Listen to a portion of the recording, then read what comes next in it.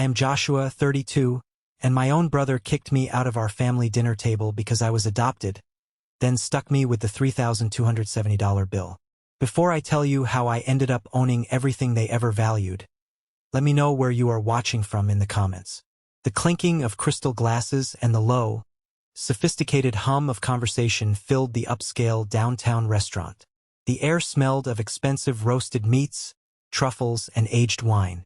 It was supposed to be a celebration for my parents' 30th wedding anniversary. I had worked a brutal 12-hour shift that day at the firm. I had just earned a major promotion, something I had bled and sweat for over the last 4 years, but nobody at that table cared. I rushed over in my best suit because my mother, Elizabeth, demanded I be there to make their family portrait look complete for her country club friends. I sat at the very edge of the massive mahogany table. I kept my elbows tucked in. I ate my food quietly. That was the golden rule I had learned to live by since I was a child. Do not take up space. Make yourself invisible. My older brother, Carter, sat right at the head of the table next to my parents, Matthew and Elizabeth. Carter was the biological son, the golden child. He always wore clothes that cost more than my monthly rent, and he always had that smug, entitled look plastered across his face. He was swirling a glass of expensive red wine, holding court, telling some exaggerated story about his latest golf trip. Everyone was hanging on his every word. Suddenly, Carter stopped mid-sentence. He leaned forward, looking right past my parents, and locked his eyes on me. A cruel little smile played on his lips. "Joshua," Carter said. His voice was loud, way too loud. It cut straight through the chatter of the nearby tables. "You know, this table is getting a little cramped. My elbows are bumping into Dad. Why don't you go find another table? This one's for actual family, not adopted boys." My fork stopped halfway to my mouth. The restaurant seemed to go completely silent. The ambient noise just vanished. I looked at my mother, Elizabeth. I thought just this once, she might say something. She might defend me. Instead, she covered her mouth with her manicured hand and let out a soft, amused giggle. My father, Matthew, just chuckled, picked up his scotch, and patted Carter on the back. Not a single person at that table stood up for me. They all laughed. They all agreed. My jaw clamped shut so tight my teeth ached. My ears started ringing. I could feel the stares of strangers burning into the side of my face. The humiliation was like a physical weight pressing down on my chest. I didn't say a single word. I carefully placed my silver fork down on the porcelain plate. I stood up, pushing my chair back slowly so it wouldn't make a sound. I didn't look back as I walked away. I walked over to a small, empty, dimly lit table near the bar. I sat down with my back straight, staring at the polished wood in front of me, gripping my glass of ice water until my knuckles turned white. I sat there for over an hour. I watched them order massive seafood towers. I watched them pop bottles of champagne. I watched them laugh and celebrate their perfect, flawless family. When they finally finished, a young waiter named Samuel walked over to their table with the heavy leather checkbook. Carter didn't even acknowledge him. He didn't reach for his wallet. He just pointed a finger directly across the restaurant toward me. Samuel looked terrified. He walked slowly over to my little table in the corner. He couldn't even meet my eyes. He gently placed the leather folder in front of me. "I'm so sorry, sir," Samuel whispered, his voice shaking a little. I opened the folder. The number staring back at me was $3,270. They had ordered the most expensive items on the menu knowing I would be the one forced to pay. My hands started to shake. That was almost an entire month of my salary. I had been saving that money for months to fix the leaking roof on my house. But I refused to let Carter see me break. I refused to give them the satisfaction of a scene. I pulled out my credit card, placed it in the folder, and handed it back to Samuel. I smiled, took a sip of my ice water, and humbly paid the bill. I signed the receipt, feeling a piece of my soul just completely shatter. I was done. I was ready to walk out those doors and never look back. But then, a voice cut through the dining room. It was sharp, authoritative, and echoed off the high ceilings. Just a moment, please. I turned around. So did Carter. So did my parents. Aunt Beatrice, my father's older sister, was standing at the entrance of the private dining area. She was 78 years old, leaning heavily on a silver-handled cane. Aunt Beatrice was the absolute matriarch of the family. She controlled the largest shares of the family estate and the primary inheritance. She walked slowly toward Carter's table. Every step of her cane on the hardwood floor sounded like a judge's gavel. Click, clack, click, clack. Carter's smug smile vanished instantly. He sat up straight, suddenly looking like a terrified little boy caught stealing candy. Aunt Beatrice? Elizabeth stammered, her voice shaking as she stood up so fast she nearly knocked over her water glass. We didn't think you were coming. We thought your health. Sit down, Elizabeth, Beatrice commanded. She didn't yell, but the sheer, cold authority in her tone made my mother drop back into her chair like a stone. Beatrice turned her piercing, icy gaze to Carter. I have sat back and watched this pathetic display for entirely too long. I sat in the corner booth over there and watched you humiliate your brother. I watched you treat him like garbage while you gorged yourselves on his dime. He's not my real brother, Carter muttered defensively, refusing to make eye contact. Beatrice struck her cane against the floor. The sound cracked like a whip. He is 10 times the man you will ever be, Carter. I met with my lawyer yesterday. I signed a new will. The entire table froze. Matthew's face turned completely white. All the color drained from his cheeks. Every property, every company, every single share of my inheritance belongs to Joshua, Beatrice declared, her voice echoing perfectly in the silent restaurant. None of you will inherit a single dime. You are cut off. Carter's expensive wine glass slipped from his fingers and shattered on the floor. Red wine pooled like blood on the polished wood. Elizabeth gasped, clutching her chest as if she had been physically shot. Matthew opened his mouth to speak, but no words came out. I sat at my table by the bar, completely paralyzed. My heart was pounding against my ribs. You would think I felt victorious. You would think I wanted to jump up and cheer. But I didn't. A cold, heavy shiver ran down my spine. I knew these people. I knew what they were capable of when their money, their image, and their status were threatened. The storm wasn't over. It was just gathering strength. To understand why this moment shattered every rule our family ever had, and why they hated me so deeply, you have to know how they molded me into a ghost for the past 30 years. I was adopted when I was just 2 years old, right after my biological parents passed away in a horrific car accident. Matthew and Elizabeth took me in. On paper, it looked like a beautiful, selfless act of charity. They played the role of the generous, wealthy family perfectly. In reality, behind closed doors, it was a completely different story. I grew up in a massive, beautiful suburban home with manicured lawns and grand staircases. But my world was confined to the smallest, coldest room in the unfinished basement. It always smelled faintly of damp earth, mildew, and old cardboard boxes. Upstairs, Carter had a room the size of a master suite, filled with the latest video games, expensive clothes, and sports trophies he barely earned. Every single day was a calculated reminder of my place. If we sat down for dinner at home, I was served last. If we took a family photo for the annual Christmas cards, I was always positioned slightly to the side, almost out of frame, making it easy to crop me out later. I wore Carter's hand-me-downs.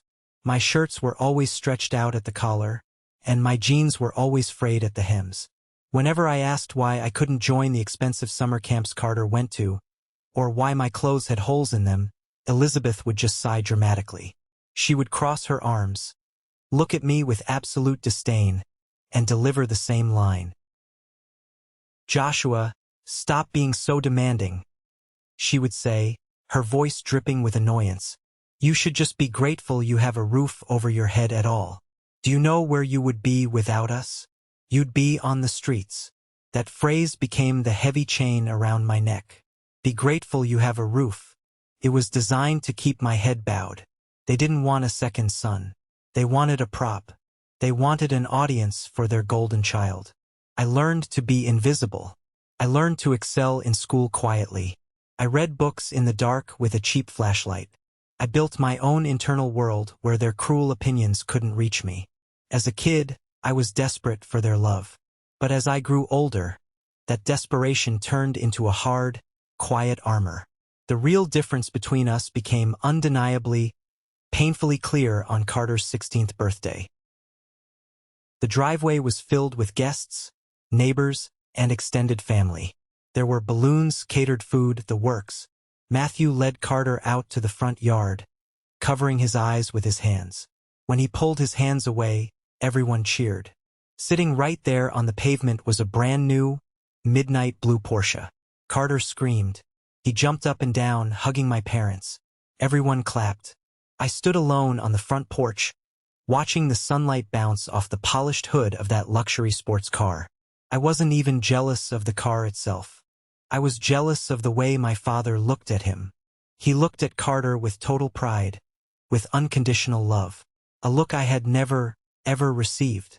Later that same afternoon, the sky opened up. A massive, freezing rainstorm hit the neighborhood. I had an after-school job at a local hardware store. I was working minimum wage, trying to save up for my own college fund, because Matthew had made it crystal clear they wouldn't pay a single dime for my higher education. My sneakers had massive holes in the soles. I had asked Elizabeth for a new pair of cheap $20 shoes the week before, but she told me money was too tight. I walked 3 miles home in the freezing, pouring rain. By the time I got to the back door of the house, I was shivering uncontrollably. My feet were completely numb and soaking wet. I slipped quietly through the kitchen, praying not to be seen. Maria, our old housekeeper, was standing by the sink washing dishes. She took one look at me, and her eyes immediately filled with tears. She didn't say a word. She just quickly grabbed a thick, warm towel from the dryer and wrapped it tightly around my shoulders. She pressed a hot mug of tea into my freezing hands and rubbed my back. Maria knew. She saw everything. She saw the cruelty. But she was just an employee, terrified of losing her salary, so she could never speak up. The only actual family member who ever truly looked at me was Aunt Beatrice. She rarely visited, but when she did, she watched everything with sharp, calculating eyes. When I graduated high school as valedictorian, Matthew and Elizabeth didn't even bother to show up. They were busy attending a minor weekend tennis tournament for Carter. I walked across that stage, holding my diploma, looking out into a sea of proud parents, knowing mine weren't there. But as I walked off the stage, I saw a woman standing by the bleachers. It was Aunt Beatrice. She walked up to me and handed me a heavy, leather-bound book. She looked me dead in the eye, her voice cutting through the noise of the cheering crowd. "You don't need anyone to grant you worth, Joshua," she said firmly. "You will build it yourself." I held on to those words for the next 14 years. I put myself through college. I built my career from the ground up. I moved out the very second I could afford a cheap apartment. I thought I had escaped them.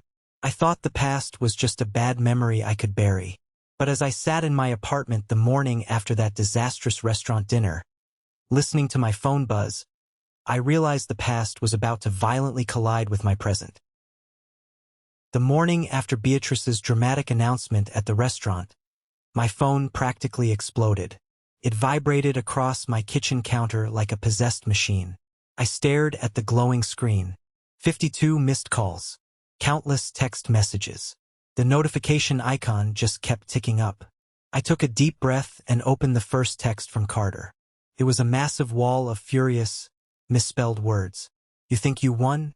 You manipulated an old woman. You're nothing but a stray dog we took in. This charade won't hold, Joshua. I'm getting a lawyer today. We are taking you to court and taking everything back." I set the phone down, rubbing my temples. A few minutes later, it rang again. It was Elizabeth. Against my better judgment, my deeply ingrained habit of obedience kicked in, and I answered. "Joshua," she said immediately. She was crying, but it wasn't real crying. It was that high-pitched, perfectly manufactured sob she used whenever she wanted sympathy from her country club friends. "Joshua, how could you do this to us? Your father hasn't slept all night. Carter is absolutely devastated. You know Beatrice is losing her mind. She's sick. You need to call her lawyer right now and refuse the inheritance. It's the only decent thing to do after everything we've provided for you all these years. I squeezed the phone. My knuckles turned white. The old Joshua, the scared little boy in the damp basement, wanted to apologize. He wanted to fix it. He wanted to make the yelling stop. But I looked down at my hands. These were the hands that built my life. These were the hands that paid a $3,270 bill for people who openly laughed at my humiliation. I didn't ask her for anything, Elizabeth, I said. My voice was completely steady. It was entirely void of emotion. And I'm not fixing your mess. I hung up. I blocked her number. I blocked Matthew. I blocked Carter. I drew a hard line in the sand. But I severely underestimated how dirty they were willing to play to get their hands back on that money. By Tuesday, the local tabloids had picked up the story. My family had deep social connections, and they were using every single one of them to destroy me. I walked past a newsstand on my way to work and saw my own face staring back at me from the front page of a gossip magazine. The headline read, "Adopted son snatches fortune. Master manipulator or greedy gold digger." Carter had hired Wyatt, a notorious private investigator known for digging through trash and hacking emails. Paparazzi started following me. They snapped photos of me buying groceries, taking out the trash, walking into my office building. Every mundane action was twisted and weaponized to make me look like a calculating, cold-hearted villain.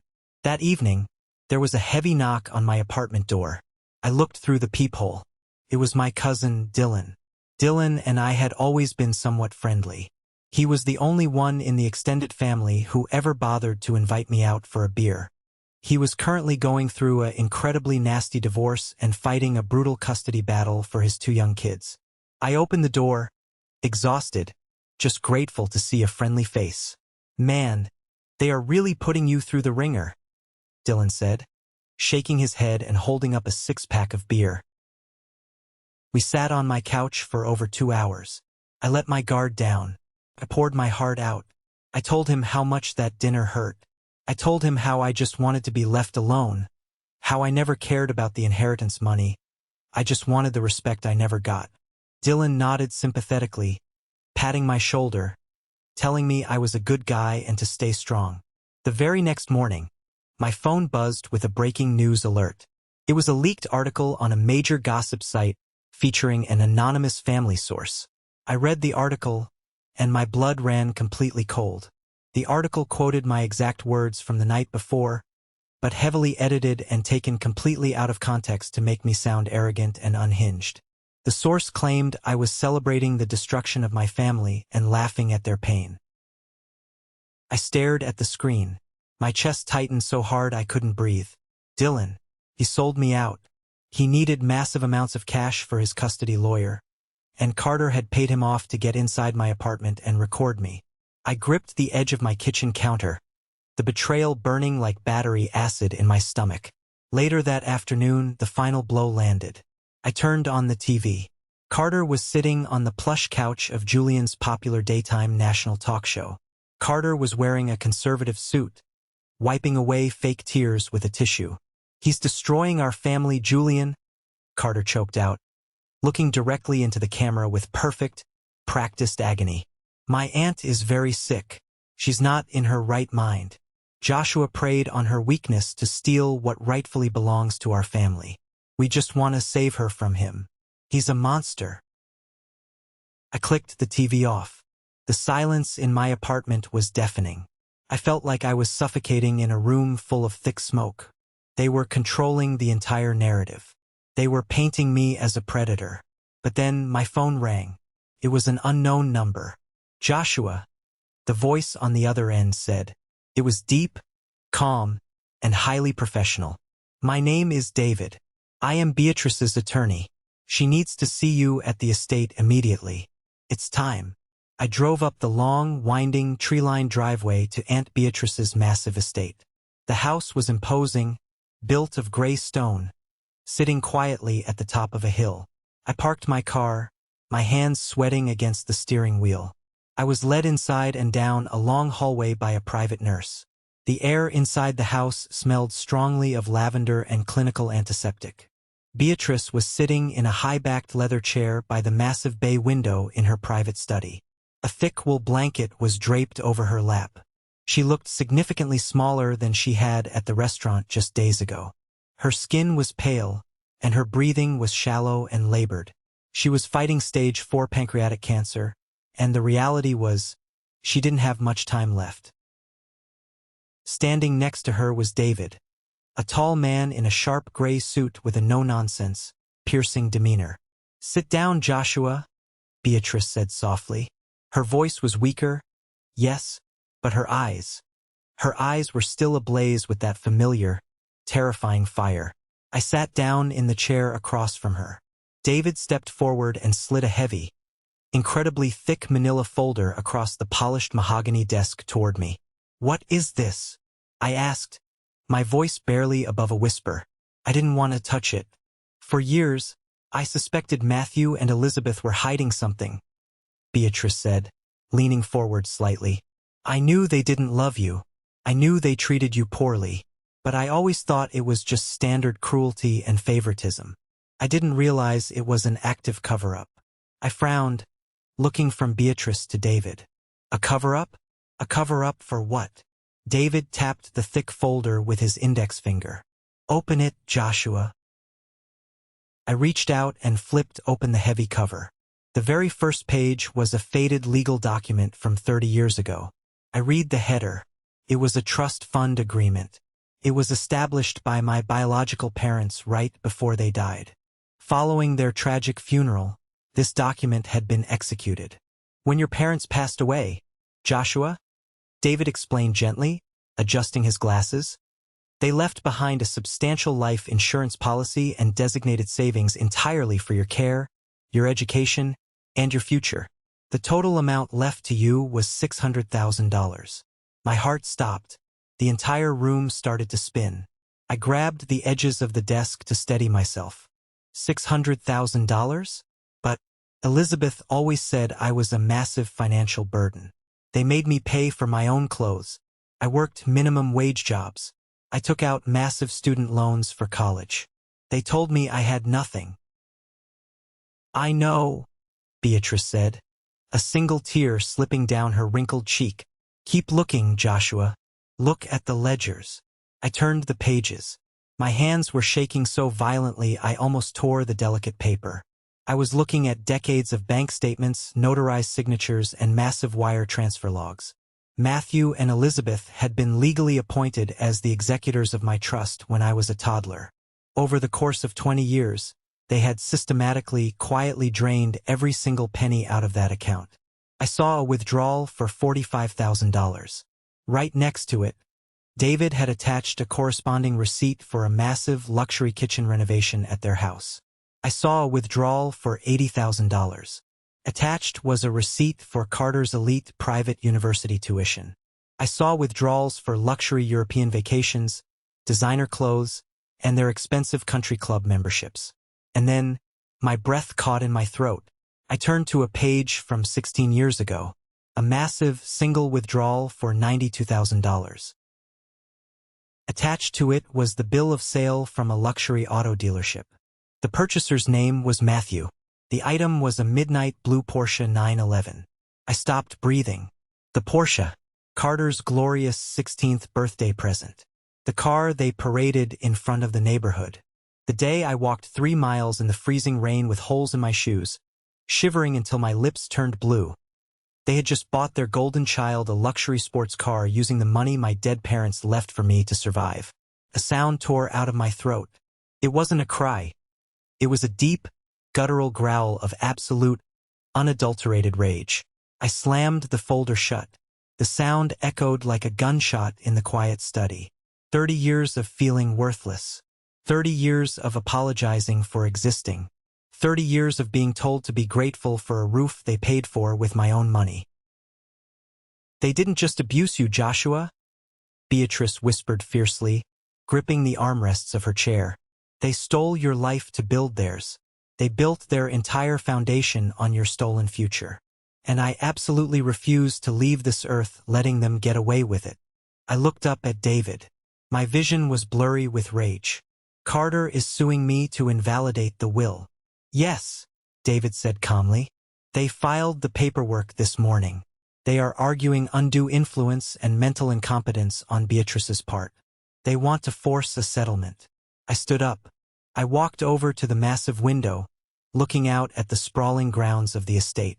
The scared, compliant little boy in the basement was dead. He died the exact moment I saw that Porsche receipt. A cold, absolute clarity washed over my entire body. I turned back to them. We aren't settling. We aren't backing down. We let them take us to court. We expose every single page of this folder to the judge, to the media, to the world. Beatrice smiled. It was a fierce, proud, terrifying smile. That's my boy. 6 weeks later, I walked up the wide concrete steps of the downtown courthouse. The morning air was thick and heavy with tension.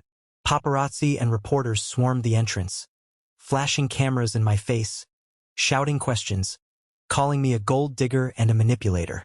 I ignored them all. I kept my head high, walking alongside David, while gently pushing Aunt Beatrice in her wheelchair. We entered the grand, wood-paneled courtroom. Carter, Matthew, and Elizabeth were already seated at the plaintiff's table. They looked like the perfect picture of wealthy elegance and victimhood. Matthew wore a bespoke tailored suit. Elizabeth dabbed her dry eyes with a delicate lace handkerchief. Carter shot me a look of pure, unadulterated venom. Judge Lincoln, a stern-faced man with silver hair and a notorious reputation for zero tolerance of courtroom theatrics, took the bench. He struck his heavy wooden gavel, and the room instantly fell silent. Carter's lawyer, a slick, aggressive man in a pinstripe suit, stood up for his opening statement. He paced the floor aggressively, pointing a perfectly manicured accusing finger directly at me. "Your Honor," the lawyer boomed, his voice filling the room.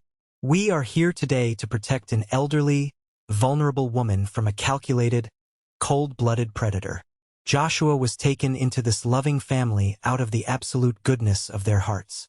They gave him a home. They gave him a name. And how does he repay them? By manipulating a sick, dying woman into signing away her family's rightful legacy. He is a parasite, Your Honor.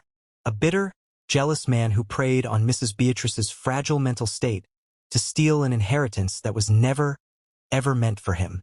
I sat perfectly still at the defense table. I didn't flinch. I didn't lower my eyes. I let him talk. I let them paint their elaborate masterpiece of lies, knowing exactly what was sitting in the boxes at my feet. "We have medical experts who will testify that the heavy medication Mrs. Beatrice was taking severely impaired her judgment," the lawyer continued confidently. "We demand the new will be completely invalidated and the estate returned to its rightful heirs." He sat down, looking extremely pleased with himself. Elizabeth reached over and gently patted Carter's hand, offering a fake, trembling smile to the gallery. Judge Lincoln looked over the rim of his glasses at our table. "Mr. David, the floor is yours." David stood up slowly. He didn't pace. He didn't raise his voice. He simply picked up a massive, thick binder and carried it over to the judge's bench, placing it down with a heavy thud. "Your Honor," David began, his voice calm and lethal, "my opposing counsel claims my client is a thief. We are not here to debate that accusation, because we have actual, documented proof of theft, just not by my client." David opened the first binder. "First, regarding my client's mental state, I submit into evidence full cognitive evaluations conducted by 3 independent, board-certified neurologists, a mere 48 hours before the will was signed. Mrs. Beatrice is of entirely sound mind. The will is ironclad." Carter's lawyer jumped out of his chair. "Objection! We haven't had time to review." "Overruled," Judge Lincoln snapped, flipping through the medical documents. "Proceed, Mr. David." "Now, Your Honor." David turned slowly to face my family. "Let's talk about the real reason why Mrs. Beatrice changed her will." I submit into evidence the complete financial records of the Joshua Trust Fund, established 30 years ago with $600,000 for the sole, exclusive benefit of Joshua. Matthew's face lost all its color. He gripped the edge of the heavy wooden table so hard his knuckles turned stark white. Elizabeth let out a tiny, high-pitched gasp, her hand flying to her throat. The plaintiffs, Matthew and Elizabeth, were the legally appointed executors. David continued mercilessly, pulling out more documents. Over 20 years, they systematically embezzled the entire $600,000. They used it to fund luxury European vacations, massive home renovations, and their biological son's private education. The courtroom erupted into loud murmurs. Reporters in the back row started typing frantically on their laptops and phones. "That's a lie," Carter shouted, jumping out of his chair, his face red with fury. "Mr. Carter, sit down and be quiet," Judge Lincoln barked, slamming his gavel hard. David didn't miss a single beat. He pulled out the final piece of paper. "I draw the court's attention to Exhibit D, a single withdrawal of $92,000 made on Carter's 16th birthday. Attached is the official bill of sale for a Porsche 911, purchased with the money meant to feed, clothe, and educate an orphan child." Silence slammed into the courtroom like a physical weight. Every single person stared at my family. They looked like they had just been hit by a freight train. "We call our first witness," David said smoothly. "Maria Fernandez." The side doors opened, and Maria, our old housekeeper, walked slowly to the stand. She placed her hand on the Bible and swore in, looking directly at Elizabeth with a gaze of pure steel. "Maria," David asked, standing by the podium, "can you describe to the court how Joshua was treated in that house?" "Like a stray dog," Maria said clearly into the microphone. Her voice trembled slightly, but she didn't look away. "He slept in the damp basement. He wore Carter's rags. I watched them buy Carter expensive cars and Rolex watches, while Joshua walked to school in the snow with holes in his shoes. Every time Joshua asked for anything, Mrs. Elizabeth told him to be grateful he had a roof he was unknowingly paying for with his dead parents' money." Carter completely lost his mind. His carefully crafted facade shattered into a million pieces. His face turned deep purple. He lunged across the defense table toward Maria, pointing a shaking finger. "You lying old bat. I'll ruin you. You work for us." Bailiffs rushed forward immediately, grabbing Carter by the arms and physically pinning him back into his heavy wooden chair. He was thrashing, screaming obscenities, completely destroying his own golden boy image right in front of the judge and the national press. Judge Lincoln slammed his gavel repeatedly, his face dark with fury. "Order! Order in this court. One more outburst like that, and I will hold you in contempt and have you dragged to a holding cell." The judge turned his furious, disgusted eyes to Matthew and Elizabeth, who were literally shrinking into their leather seats. David looked back at me. He nodded slightly. It was my turn. I stood up. My knees didn't shake. My voice didn't waver. I looked directly at the people who had terrorized me for 3 decades. "I am not here to steal," I said, my voice ringing clear and steady through the massive chamber. "For 30 years, I have been completely invisible in the only home I ever had. I was mocked, starved of affection, and told daily that I was a burden. All the while, the very money my parents left to protect me was stolen to buy their biological son a life of luxury. I didn't want Beatrice's money.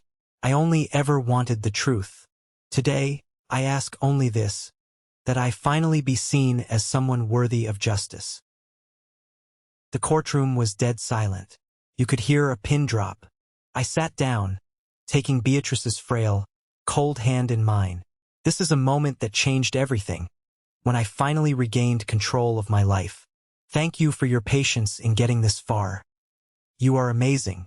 Please help me like the video and leave a comment with the number 1 below so I know you've been with me this far. This will not only help more people find this story, but also let me know that my experiences are meaningful to someone. Your support is the biggest motivation for me to continue sharing the rest of this journey.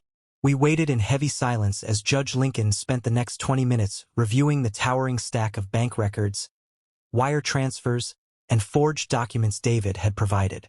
The ticking of the large clock on the courtroom wall sounded like a slow heartbeat. Finally, Judge Lincoln took off his reading glasses. He laid them carefully on the bench. He looked down at the plaintiff's table with an expression of profound, unmasked disgust. "In my 30 years on the bench," Judge Lincoln began, his deep voice echoing loudly, "I have rarely seen a case of such calculated, repulsive greed.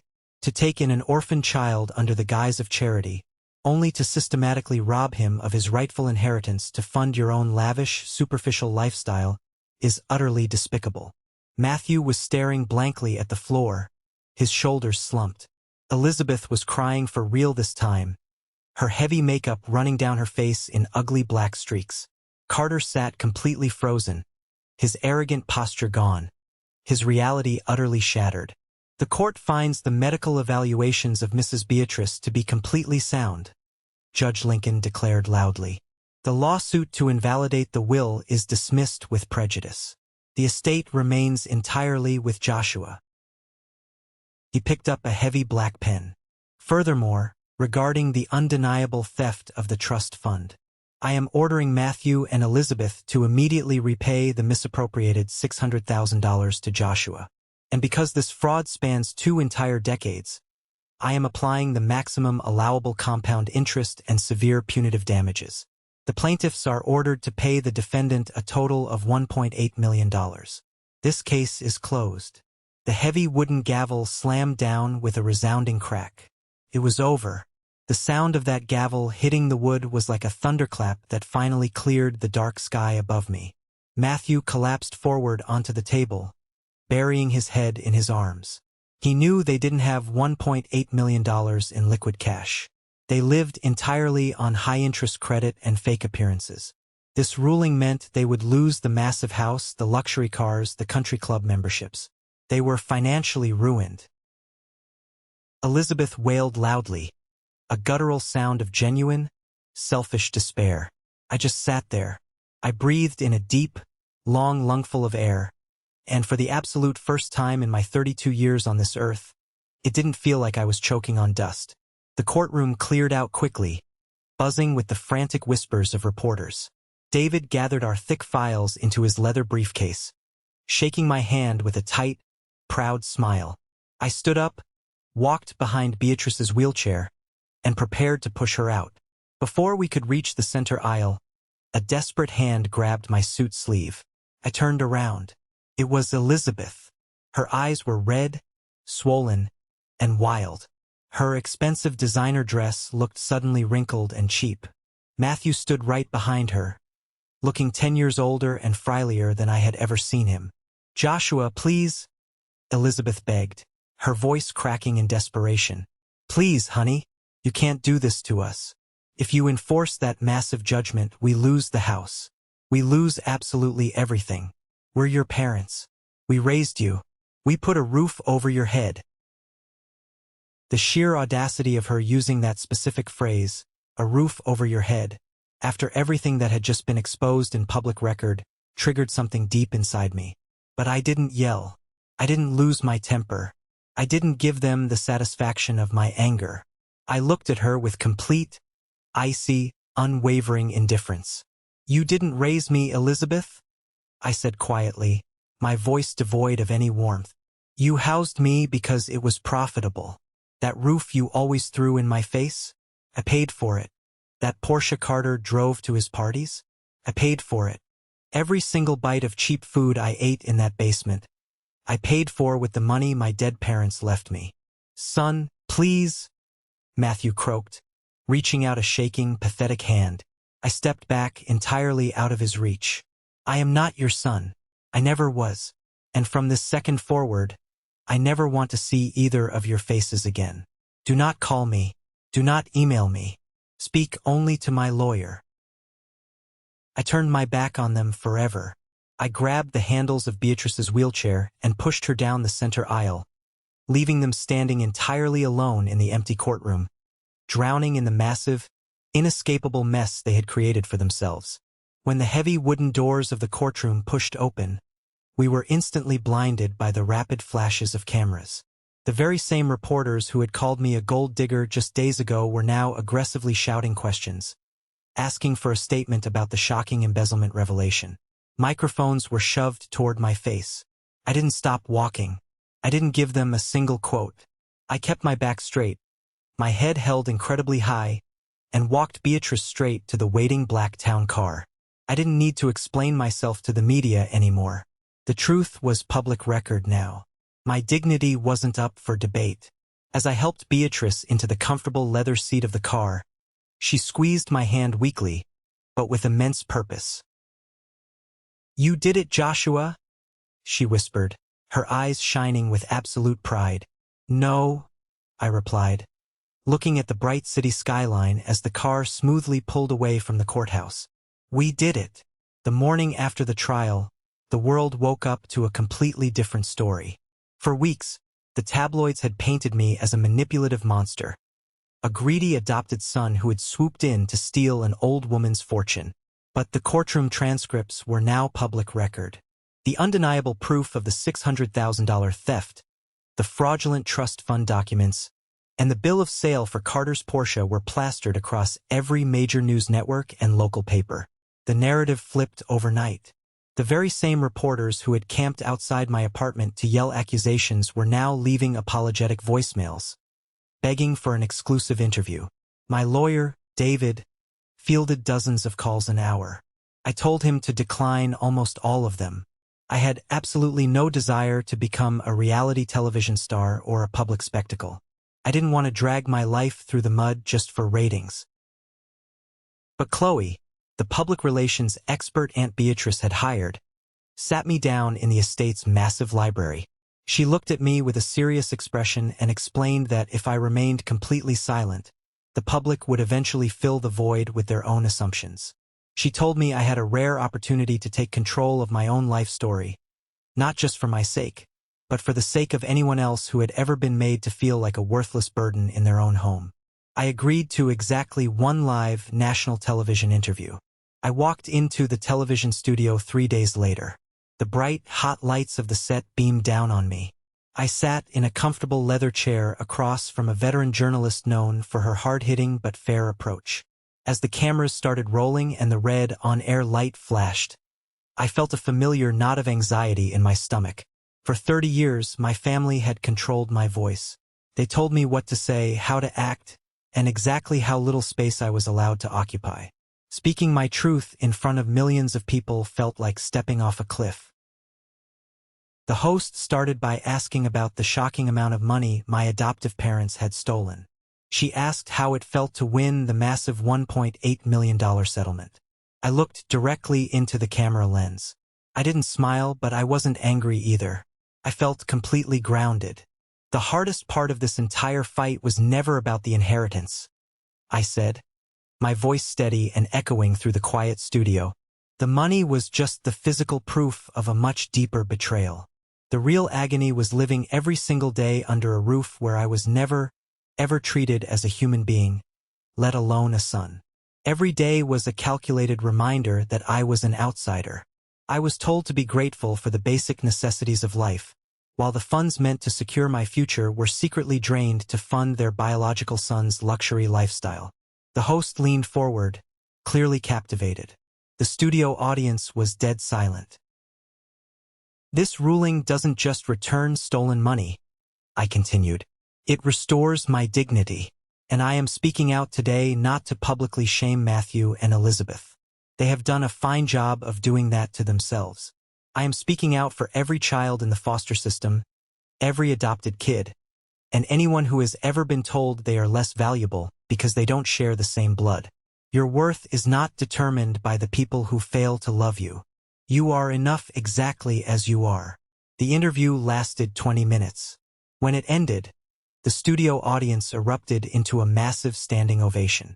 People were actually crying. The response over the next few weeks was absolutely overwhelming. Letters and emails poured into David's law office by the thousands. They came from older folks who had survived toxic family dynamics, from former foster children who had lived for years in the shadows, from men and women who recognized their own hidden pain in my story. They all echoed the exact same sentiment. Thank you for saying what we could not. Thank you for standing up to the bullies in your own house. I walked out of that studio with my shoulders feeling lighter than they had in 3 decades. The heavy, suffocating chain that Elizabeth and Matthew had wrapped around my neck was finally gone. The past hadn't changed, but it no longer controlled my future. I had claimed my story for what it truly was, and I refused to be silent ever again. But beneath the massive public victory and the media storm, a deeply private, quiet reality was settling in. Aunt Beatrice was fading. The pancreatic cancer was aggressive and entirely unforgiving. Her steps grew slower, her breaths became shallower, and her strong, commanding body grew more fragile with each passing sunset. I took a leave of absence from my job. I packed a suitcase and moved into the guest bedroom at her estate. I spent every single day at her bedside. We didn't talk much about the trial or the money. We talked about her youth. We talked about books, history, and the simple beauty of the gardens outside her window. I read to her in the quiet afternoons, the smell of her favorite lavender sachets filling the warm air of the room. She slept often, her chest rising and falling in slow, labored rhythms. But whenever her sharp blue eyes opened, they still glimmered with that fierce, protective fire that had fueled her voice in the courtroom. One late evening, the house was completely silent except for the soft ticking of the grandfather clock in the hallway. The rain was gently tapping against the glass panes of her bedroom window. I was sitting in the armchair next to her bed, reading a novel under the dim glow of a reading lamp. Beatrice slowly reached out from under the heavy wool blankets. Her fingers were incredibly cool to the touch, her skin thin as paper. I immediately set my book down and gently took her hand in mine. "Joshua," she whispered. Her voice was thin, barely a rasp, but her tone was entirely unshaken. "I'm right here, Aunt Beatrice," I said, leaning closer so she wouldn't have to strain. "Never let them define you," she said, her eyes locking onto mine with an intensity that burned right through my soul. "You are my legacy. Do you hear me? Not because of the property I've left you, not because of the bank accounts, but because you finally found the strength to stand up and fight when they wanted to keep you silent in the dark." Tears slid down my cheeks. I didn't try to wipe them away. I leaned closer, inhaling the familiar, comforting scent of her silver hair. "I will carry your words with me for the rest of my life," I whispered back, my voice thick with emotion. "I will honor you not with the money, but with the life I am going to build." She smiled. It was a soft, peaceful, entirely satisfied smile. She closed her eyes, her breathing settling into a slow, rhythmic pattern. A few nights later, while the house was quiet and still, Beatrice slipped away in her sleep. Her face was serene, completely free of pain, and her hand was still loosely curled around mine. The grief that tore through my chest that morning was raw and profound. I had finally found the mother figure I had spent my entire life searching for, only to lose her just as quickly. But beneath the heavy, crushing weight of the grief, something much stronger pulsed in my veins. It was the unshakable truth that she had left me far more than financial wealth.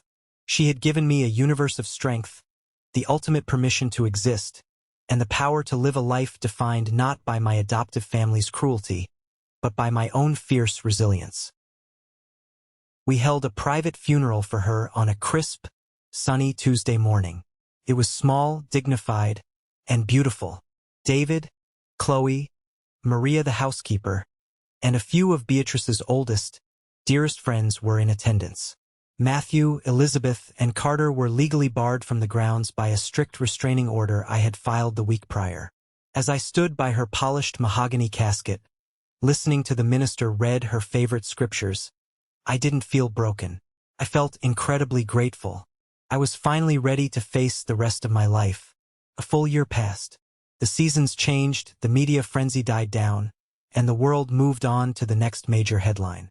But for the people involved in that courtroom, the consequences of that day set our lives on entirely different, irreversible trajectories. The universe has a fascinating way of balancing the scales. You can only build a castle on the broken backs of others for so long before the foundation violently crumbles beneath you. Matthew and Elizabeth's carefully curated empire of lies completely collapsed. The judge's order to repay the $1.8 million in stolen trust funds and punitive damages was an absolute death sentence to their fake wealthy lifestyle. They had no liquid cash. They had spent it all on luxury goods, vacations, and funding Carter's massive ego. To satisfy the court order and pay their own mountain of aggressive lawyer fees, they were forced to liquidate everything. The bank foreclosed on the massive suburban mansion where I had spent 30 years living in a damp basement. The luxury cars were sold. The expensive country club revoked their membership due to unpaid dues and the sheer public embarrassment of the scandal. Today, Matthew and Elizabeth live in a cramped, two-bedroom apartment on the outskirts of the city. They have no social circle left. The friends they tried so hard to impress abandoned them the second the money dried up. As for Carter, his descent was even steeper. Stripped of his parents' endless financial backing and permanently removed from Beatrice's inheritance, his reality shattered. He couldn't maintain his lavish lifestyle. He defaulted on massive credit card debts. The bank sent a repo man to tow away his precious midnight blue Porsche right out of his driveway in the middle of the day. Without the money to fund their luxurious lifestyle, his wife quickly filed for a brutal divorce, taking half of whatever pitiful assets he had left. One rainy Tuesday afternoon, I was sitting at my desk, reviewing some paperwork, when an email popped into my personal inbox.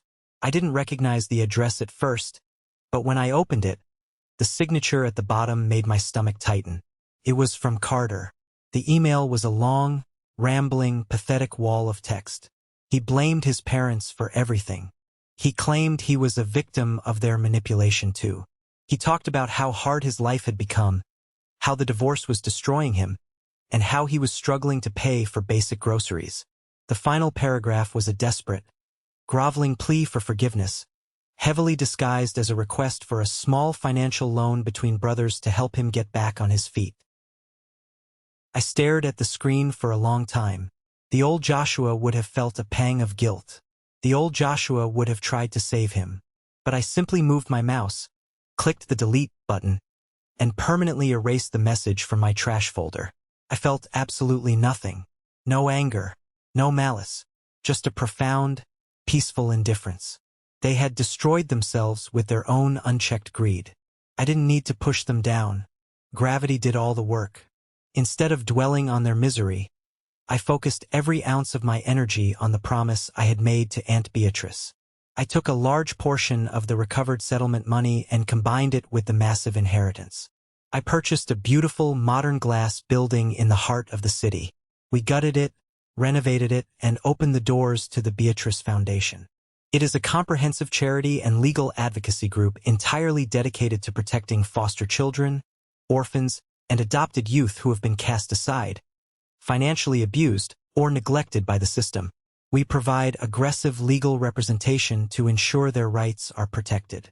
We fund therapy programs, mentorships, and most importantly, we establish a secure, untouchable college fund for every single kid who comes through our doors, guaranteeing that no one can ever steal their future the way mine was stolen. Walking through the brightly lit halls of the foundation on our opening day was the proudest moment of my life.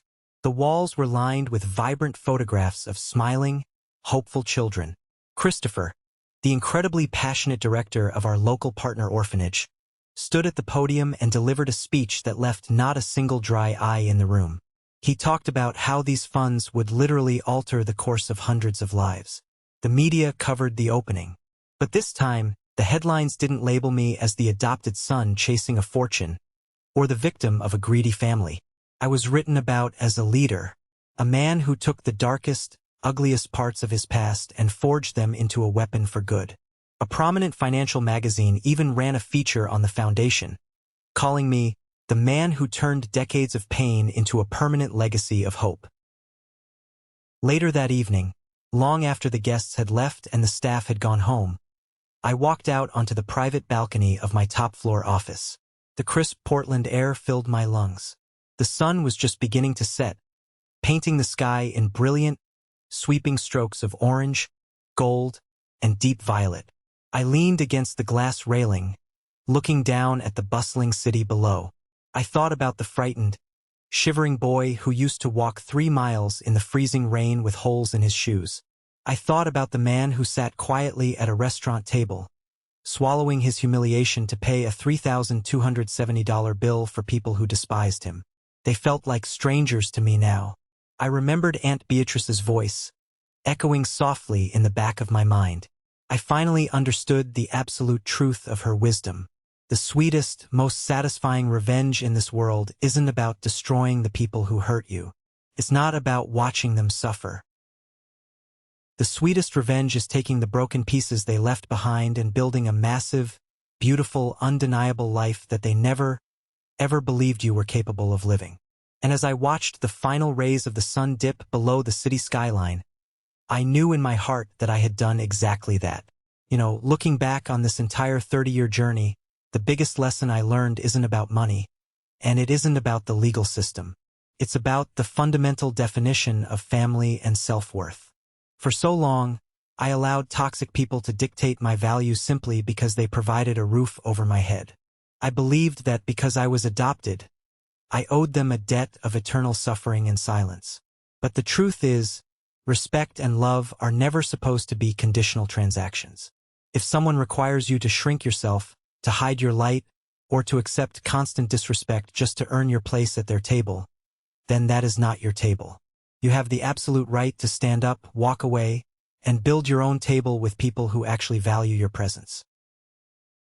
Never let anyone use your past or your circumstances to keep you in a basement, metaphorically or literally. Your worth is inherent. It belongs to you, and no one has the authority to take it away unless you hand them the pen to write your story. I would love to hear your thoughts on this. Have you ever had to walk away from a toxic environment or family member to finally find your own peace? What was the hardest part for you? Share your favorite takeaway or your own story in the comments below. Or, if you simply agree that our worth is built by our own hands, just drop the word "good" in the comments so I know this message resonated with you. Thank you for listening, and remember to always protect your peace.